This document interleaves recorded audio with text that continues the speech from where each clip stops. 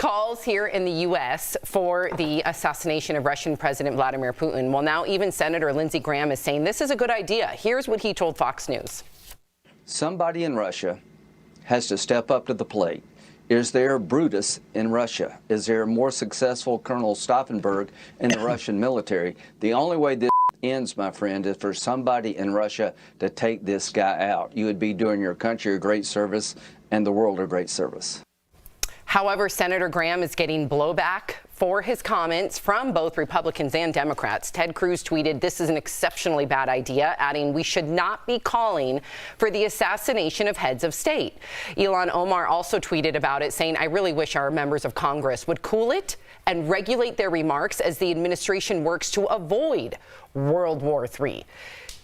You brought this up a little bit yesterday. Yeah, I agree. But Tori will compliment you for it. No, I totally agree. I totally agree on both accounts what they just said. It's starting World War III. That's what's happening. If you send in an assassination team with the U.S. or you're calling on somebody, you're kind of pushing that button. If you're calling on somebody and then he gets assassinated, you're kind of to blame for that. And if we start doing things like that, which again, it's illegal, we talked about yesterday in the war. 1976. Right, yes. You brought that up. And you can't do that. What's to say after this we solve whatever's happening here, which is who knows if it's years, that we just can't go into North Korea and start fixing problems over there. You can't just start assassinating people because you don't like what they're doing. This is a world problem. Let the generals, let the government, as much as you don't like them, they know how to handle this. You know, I would hope. I would hope too. The Kremlin, I just want to give a response before Al speaks. The Kremlin responded, by the way, to Senator Lindsey Graham and called him a drunk who has lost his mind. Wow. That is coming from Russia in a direct response to that. I also just think it's a really irresponsible thing to be throwing that out.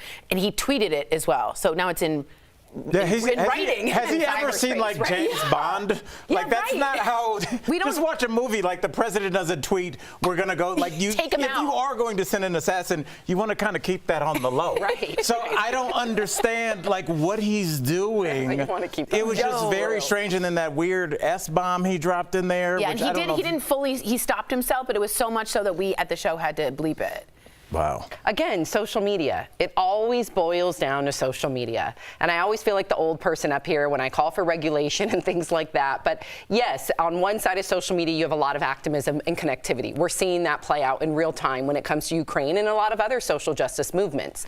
However, if you can stop the disinformation, and of course, that's a whole nother avenue. Who are the people to decide what is information, what's disinformation? If we can come to a point that facts are facts and science is science and this is real, then you're not going to brainwash people. But I don't know how we can accomplish that with a global effort. But because we can't even agree on what's real. Right. We can't even agree on that. So there is no this is fact. There is no. We're divided on everything. So there is no real. One doctor will tell you this on one side, and one doctor will tell you the same on the other side. If you're looking for anything, Sam, whatever your ideology is, you could find it online. Well, someone will back you up. But there's Verify, right? We have Verify within our Tegna company, and they go out of their way. Sure, it takes time. Nobody wants to take time anymore. Everybody wants to be the first to post their opinion, linking it to a fact, when in reality, we don't know all the context and the details. There's a company called Verify that takes their time. They consult with this person. They consult with this expert, that expert, and then they come together and they present the facts. So why couldn't according to Verify, but I think a lot of people will look. No, that's a slippery slope. I agree. I'm just saying there's half the country that thinks that birds aren't real. But 2 + 2 is 4, and that's right in our math world. She's right. Facts have to be facts at some point. We need to get back to up that. Is up and down is down. Your facts, though.